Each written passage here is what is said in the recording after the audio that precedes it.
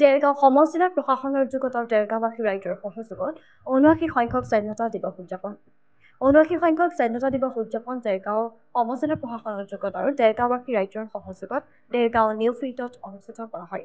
ৰাষ্ট্ৰীয় পতাকা উত্তোলন কৰি সমজিলা আয়ুক্ত শ্ৰেক্ষমাই মুখ্য অতিথি হিচাপে উপস্থিত থাকে দেৰগাঁও বিধানসভা সমষ্টিৰ বিধায়ক ভৱেন্দ্ৰনাথ ভৰালী।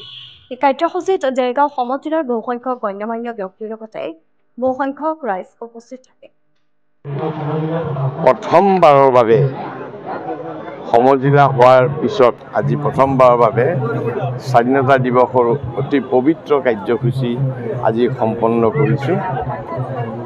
2024 চনৰ 4 অক্টোবৰত দেৰগাঁওবাসী ৰাইজৰ অশেষ প্ৰচেষ্টাৰ অন্তত 1985 চনৰ পৰা সংগ্ৰাম কৰি অহাৰ পিছত যোৱা বছৰ 4 অক্টোবৰত আমি দেৰগাঁও সমজিলা হিচাপে পালোঁ।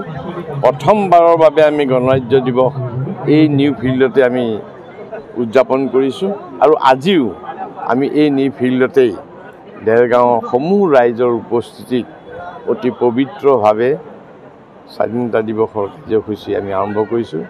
পতাকা উত্তোলন তথা মুখ্য অতিথিৰ ভাষণ দেৰগাঁও সমজিলাৰ আয়ুক্ত ডাঙৰীয়ানীয়ে ইয়াত আগবঢ়াইছে আৰু আজি সমগ্ৰ দেৰগাঁওবাসীক মই আপোনালোকৰ জৰিয়তে স্বাধীনতা দিৱসৰ আন্তৰিক শুভেচ্ছা জনাইছোঁ আৰু আশা কৰিছোঁ যেনেধৰণে দেৰগাঁও সমজিলা আগবাঢ়িব লাগে তেনেধৰণে আগবঢ়াবৰ বাবে আমি টীম দেৰগাঁও হিচাপে সমগ্ৰ উন্নয়নমূলক কামকে ধৰি সকলোখিনি সমস্যা দূৰ কৰাৰ কাৰণে আন্তৰিক প্ৰচেষ্টাৰ সৈতে আমি আগবাঢ়ি যাম।